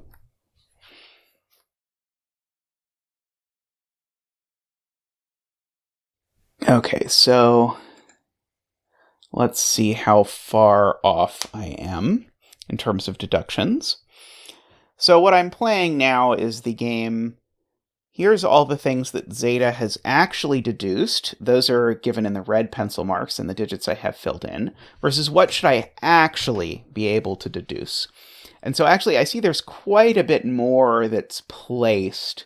So that means I probably want to continue playing around with Sudoku a bit myself just to see, okay, what can I really figure out if I squint at this a little bit more? And really what I'm doing here is I'm just trying to make sure that I'm not wasting my time trying to find things that aren't there. Because if I already had all the possible deductions, then, well, I wouldn't want to be looking for more deductions because there wouldn't be any.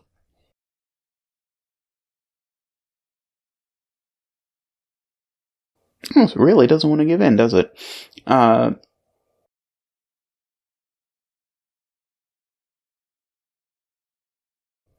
By the way, if you ever are doing this and you get a little bit lazy, you can click solution path over in the thing and it will tell you very explicitly what the Sudoku things you're missing are. And so, for example, here it's saying, oh, look, row 5 has a 6-9 pair in it, so those things can't be 6 or 9. Great.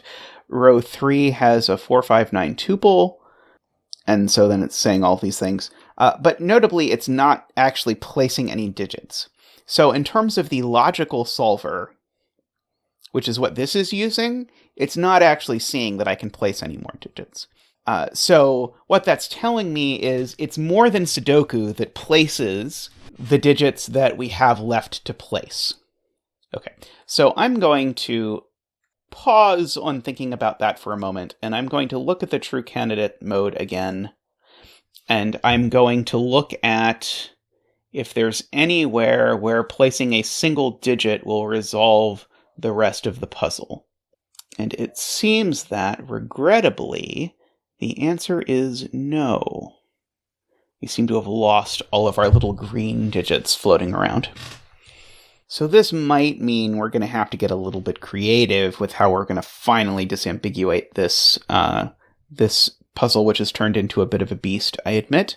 So I'm scanning the grid to see if there's any place I can put a 23 cage, where the knowledge that it's not a 23 cage will lead to interesting places. So that is, I'm looking for a combination of digits which conceivably might add to 23, where saying they don't add to 23 provides something helpful.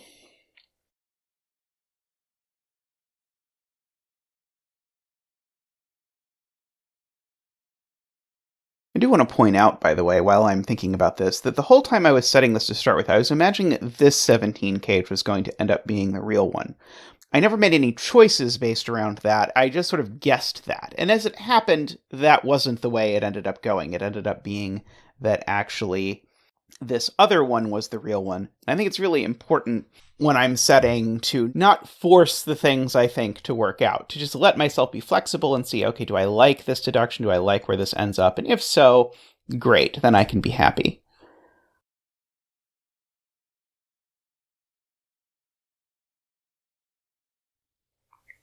Now, what I'm contemplating now is maybe I want to rewind and not use this 18 cage here.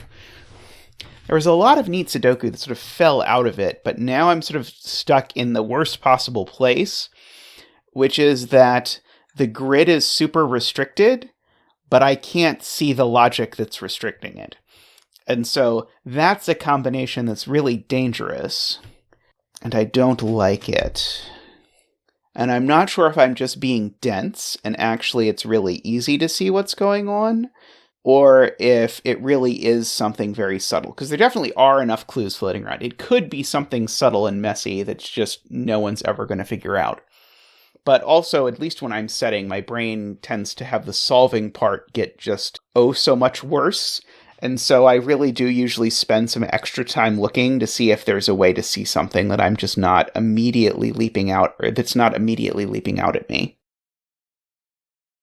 Okay, I think I'm going to rewind to before I put in this 18 cage and try something a little bit different.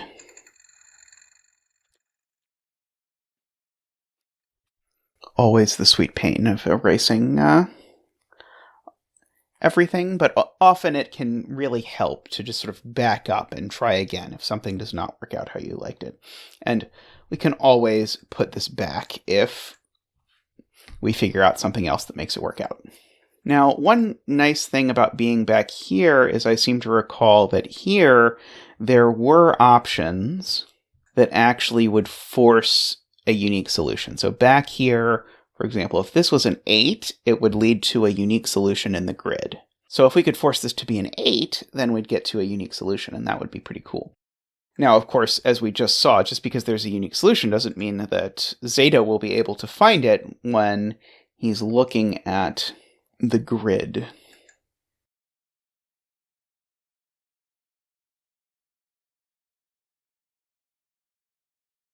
Not really loving that location for the 18 cage. So let's unwind back to before I placed that. Let's try a different place for the 18 cage. Let's try that. Okay, that looks potentially promising. So I'm going to see what happens if I go ahead and make this my real 18 cage. So first of all, if this is the real 18 cage, this can't be a 2. Because if this is a 2, I would need these to sum to 16, which they definitely can't. So this would be a 4 or 5. That's a 2, which sees across there that that's a 1, that's a 2. This is a 3-4 pair. So this is a 1-6 pair. Okay, so if this is an 8, I would need these two to sum to 10, which would be 4 and 6. This is a 9, I would need these two to sum to 9, which would be 4 and 5. So what I'm gathering is there's always a 4 in here. I can't take 5 and 6. Yeah, then I'd need a 7. So one of these is always 4. So that one's not 4. Yes, and remember, up here, we actually get this digit now, which I like. So that is an 8. So that tells me that's a 9, which means I do need the 4 and 5, which means this is a 6. That's an 8. That's a 9. And this isn't an 8 or a 9, so it's a 7. Let's see, remaining in the box, we still have a 4 or 5 left. And an 8. I don't think we know where they are yet. This is a 7. That's an 8. That's a 9. That's an 8. Now this is unwinding really smoothly and without requiring too much more difficult Sudoku, which I like. I find that promising, given that we're in the late stages of the puzzle now. What's my solution count at, by the way? 93 solutions. Yeah, so we still, if we can make this cell an 8, then we win. If we can make this cell an 8 by placing a little killer clue that says 23 that's wrong, I'll be ecstatic. So there's definitely an 8, owing to these two 8s. There's definitely an 8 in the 17 cage. So that goes with two things that sum to 9, which is unfortunately lots of things. Could be 8, 3, 6. Oh, the 8's not here, though. Oh, no, it can't be 8, 3, 6, because 3 and 6 are gone from both of these, and can't put both 3 and 6 here. Can't be 8, 4, 5. Could be 8, 2, 7. Oh, it has to be 8, 2, 7, because it can't be 8, 1, 8. And so this is a 2. And this is a 7, 8. And don't mind me while I obsessively check that I didn't screw that up. Okay, good. So that's not a 7. It's definitely a 7 up here somewhere. Let's see. The digits that actually do appear in my 23 cage at the end of the day end up being a 1, a 3, a 4, a 6, and a 9. And those do add to 23, so that's a positive. Let's see, that's not 2 anymore. So this is now 2. So that's a 3. So that's not a 3. This one's definitely not a 1 either. Yeah, we've got our 4, 6, 9 triple down the column. So presumably this is going to have to be a 7 or a 9. It doesn't look like I can sort that out yet. These are not 7s. Actually I can sort it out because I have a 6, 9 pair in the column, owing to the fact that 7 is ruled out of everywhere but here in this box. It's funny, we got a 6, 9 pair here the other way as well. Maybe it turns out that was actually deducible before we got here. Let's see, these aren't 5s anymore. That one's not a 9. Okay, we're actually narrowing this piece down quite a bit. Okay, let's see. These sum to 7, 14, 19. So the remainders out of a sum to 19 would be 26. Yeah, so I can't get any leverage out of the 23 here. I will find it. I will make it work. So I really liked earlier when I noticed that because of this 1, 2, 3, 6 cage, it's actually not possible to make a sum of 10 with any of these digits. And I'm debating if I want to add in 10 as my final total to use in some capacity where someone could make that deduction. But it feels potentially a bit grindy to notice. So I'm not sold on it as an idea. Still have these 5s hanging around. So one idea that would be pleasant is to put a fake 10 cage over the 5s. So because this has a 5 in it, it definitely can't be real. And so now I can pick anywhere I want to put a 10 cage that will be real. I'm curious, actually, in the version where this is an 8, what happens? So I could actually disambiguate everything with a 10 cage there. Let's see. Would this work out? Okay, so I can put a 10 cage here, which I think does not a lot of good until you get pretty late into the solve. So that's a 4, that's a 6, that's a 9, that's a 5, that's a 4, that's a 5. Oh, there's a 4 in this row. It's an 8, that's a 4, that's an 8. So that's a 5, 9 pair. This one's not 8 or 4, so it's a 7. This 4 sees down, so that's a 3, that's a 4. How long has this been a 7 or a 9 sitting in a box with a 9? Way too long. That's the answer. So who knows how long ago I could have filled in that was 7. But no crying over spilt milk or whatever. So we actually can place the 7 up here because these 7s are aligned, so that's got to be the 7. So these are from 1, 5, 6, 9. Okay, this one is not 5 or 9 at the very least. So that gives me a 1, 6 pair in the column, which means that is a 5 or a 9, which gives me a 5, 9 pair in the column.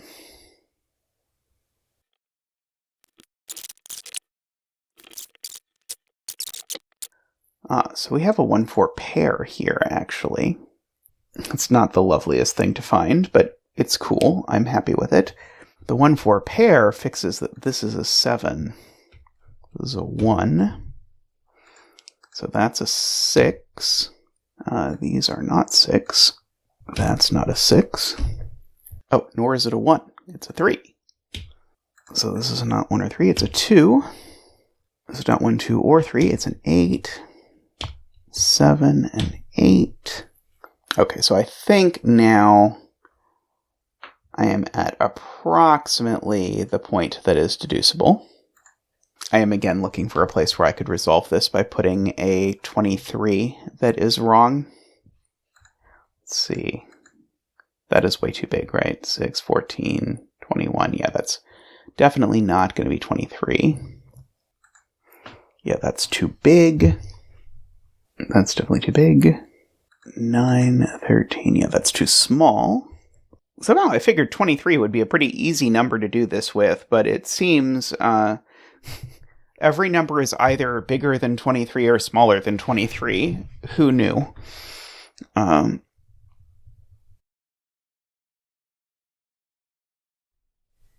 Oh, doesn't that just work? 4, 6, 8, 5? Yeah, that just works. Wow. Why did I not see that sooner? Okay, so remember from all the way at the beginning, we knew that there was supposed to be a 23 cage that was wrong, and we'd not found it yet. And this is going to be the 23 cage that's wrong. Because if this is 4, 6, 8, 5, it would be right. So this can't be a 5. This has to be a 9. Oh, and then it's going to tell me that that's wrong, helpfully. So we're going to put a cosmetic cage in there. 23. Okay, and so now the reason we did that is to tell me that that's a 9, that's a 5. So that's a 5, that's a 9. Oh, did that really only disambiguate a deadly pattern? Well, that's fine. It can disambiguate a deadly pattern. People won't complain about that. But yeah, I think that literally did nothing other than disambiguate that deadly pattern. Okay, and there's a couple places where I see some green digits now that would uniquely fix the puzzle. And I have, remember, 110 that I have not yet used. And oh, how I wish that this worked out so that 10 would fix it as a total, but it does not. In fact, 10 is just not possible for it as a total. Let's see. What if this is 1? Does that... And this is 4. How many solutions does that leave? That still leaves me with a deadly pattern thing. If it's not clear what I'm doing, I'm looking to see if I put a little killer clue down this diagonal saying it summed to 10. That would force a 4 here and a 1 here. I'm looking to see what that would do. And the answer is not quite enough. Because a 10 is really all I have left to work with, and I would love it if I could sort this all out just using that 10. But I am also growing close to my time where I am going to go eat dinner. Oh, I see that this is a 1. Okay, well, I feel very good about the progress that we've made today. I feel like this is almost a puzzle. So I'm hoping that tomorrow I can sit down, finish the puzzle, and then show it to some other people. And hopefully the puzzle will be done and work, and hopefully people will like it, and all of that sort of good stuff. All right, welcome back to Two Truths and a Lie setting, where this is day 3 now. Hoping that we can add a clue or two and have this all fix itself. We'll see if we're that lucky. I'm going to start by abandoning the idea that I'm going to be able to put one 10 clue in here and finish this. So I'm going to... not there. I'm going to put this 10 here that we looked at yesterday.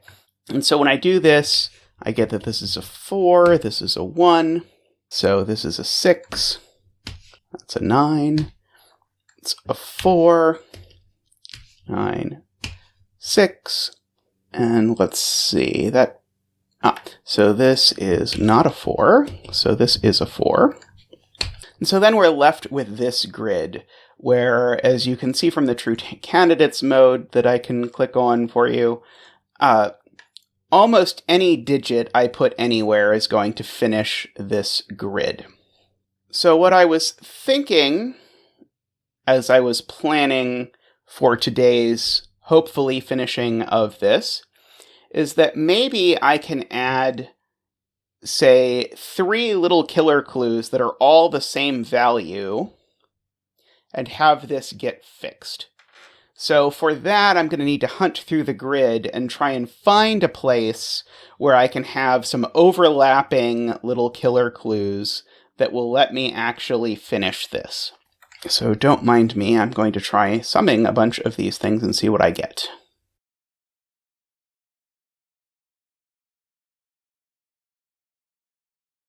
This puzzle has 3 solutions. So I have to just disambiguate it out of 3. If you think how many solutions we started with, we're really like 99% of the way there. But the last bit, because there's so little flexibility, is often quite annoying to get exactly right. This is either 25 or 30. I feel like I said the number 30 before. Ah, yeah, so this is the one that's a hair more than 30. 12, 20, 29. Ah, this one can be 30. Okay, so what is the relationship here? In order to make this 30, I have to make this a 6. In order to make this 30, I have to make this a 1. So that's actually quite interesting, because it means these are either both true or both false. So the puzzle will fix itself as long as I find a 30 to put anywhere that can be false. That's all I need.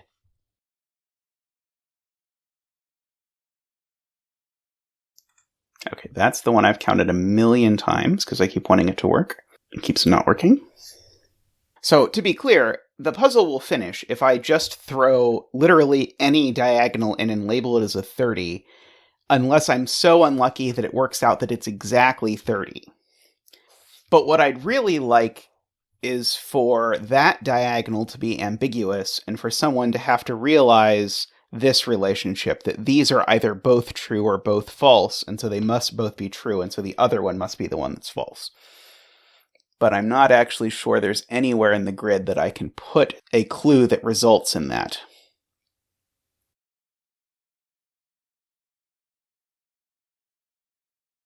Okay, so I think what I'm going to do is throw in a 30 clue here. So I'll note this can't technically be 30. So someone might just notice, oh, okay, this is wrong. But it's very close to 30. So it's 27 plus 1, which would be 28, or 27 plus 6, which would be 33. So it's very plausible that this could be 30. Okay. So having done that now, this 30 is wrong, so these two 30s are right. So let me double check my math one more time, make sure I've not screwed this up. 9 is 18, 24, 27. That's not what I remember. 17, 20, 29. Ah, that time they added 29, which is what I remembered happening. 17, 20, 29. Okay. 1, 3. So then that will be 6. That'll be 1. And note, it's yelling at me because I have this in the grid, and it's not correct. But of course it's not correct. That's the whole point. So I am fine with it yelling at me about that. Okay, so here is a grid, and I actually rather like the distribution of these little killers, etc., etc. So I'm going to save myself a screenshot of the completed grid. I always do that. Save a completed version of the puzzle before you erase everything. And now I'm going to try and test solve this from the beginning. So I'm going to clear off all the highlighting, in theory. And clear off all the highlighting, delete all the digits, delete all the center marks. Remember that this is a given 5. And now I'm going to open this in CTC. Not for any reason other than I like to do my test solves in CTC because it's usually the link that I end up providing.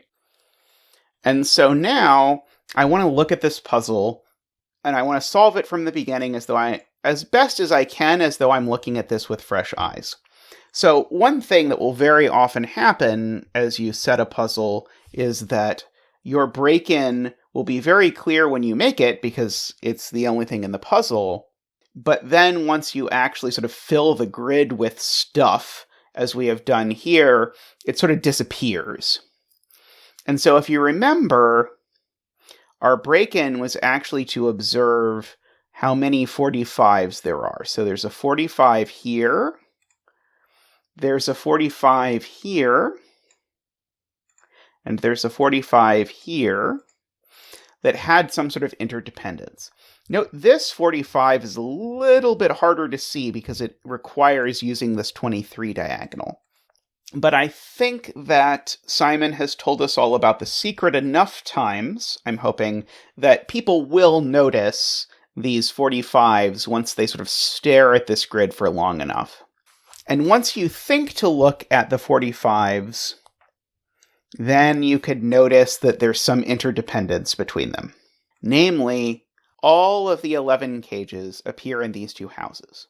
All of the 17 cages appear in these two houses. Okay, and so I think the place we decided to sort of hinge everything on is this 11 cage. So what happens if this 11 cage is right?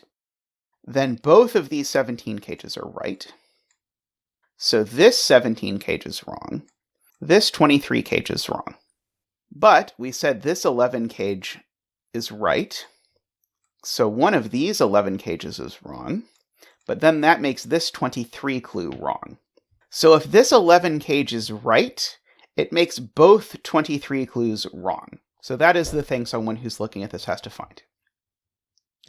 And I will say off the bat, I think that setup is probably a 4-star difficulty setup. I don't really have a target when I'm setting a puzzle for what the difficulty is going to end up being, but that sort of first step where someone has to notice the interconnection between all of these things is probably in the 4-star range, would be my speculation. Okay.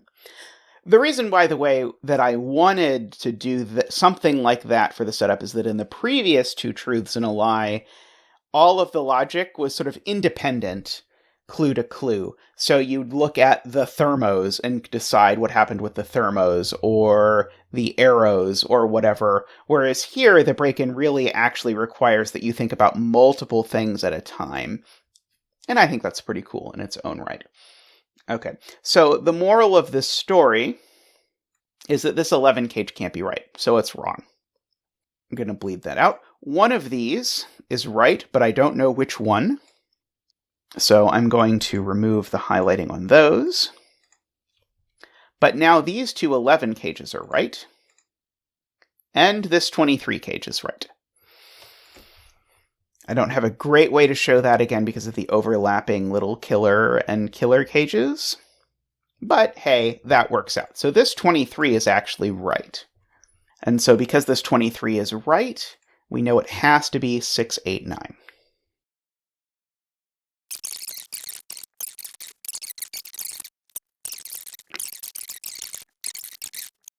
Now, you'll notice if you watched me set the first part of this, that of course, my test solve looks a lot like the path that I tried to make, but I'm saying my logic out loud and going through it again because, well, it not too infrequently happens that I set something assuming a piece of logic works, but then it doesn't actually, and sometimes I'll catch it as I go through the puzzle.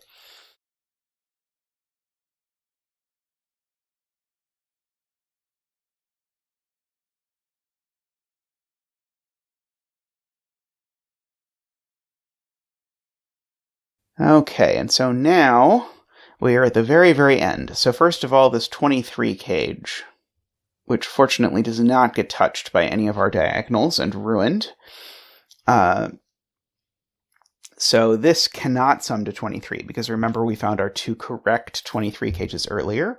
So that is a 14, 18. So this can't be a 5. This has to be a 9, 5, 9, 5. That just resolves that deadly pattern. We'll have to be sure when I put this in LMD that I use this row as one of the rows of the solution code. Okay, and so the only thing I have left that I've not used is these gigantic, horrible 30 diagonals. So I'm going to look at these. So that sums to 6, 15, 24. So I would need this to be a 6 in order for that to work. 17, 20, 29. I would need this to be a 1 for that to work. So either this is a 6 or this is a 1. But interestingly, if this is a 6, it forces this to be a 1. And if this is a 1, it forces this to be a 6. So we actually know that that is what happens. 2, 3. There we go. Okay, so we have successfully test solved this puzzle. Okay, so I was pretty happy with the test solve. I think this worked out better than I could have dreamed as a puzzle. I have no idea how this worked out as a project to record me setting a puzzle from start to finish. So just to go through, because I can't do this on video, the next thing I'm going to do is show this to my testers. So I have 4 people who regularly test my puzzles, a few other people who will sporadically test my puzzles, so I'm going to show it to them, see what they think, see if the rules are clear. And at the same time, I'll post this in the Sudoku testing submissions on the Discord, so it will be there very soon. And after that, if no one has any clarification questions about the rules or places where people get stuck or whatever, then I'll add it to the Discord puzzle archive, and I think this one is definitely bound for Logic Masters Germany as far as I'm concerned. Anyway, I hope that whatever form this video ends up taking, if you're watching it, I hope it's been instructive. Feel free to send me any questions on Discord or whatever. But that finishes me setting this puzzle, so I'm going to wrap up there. Thanks for watching.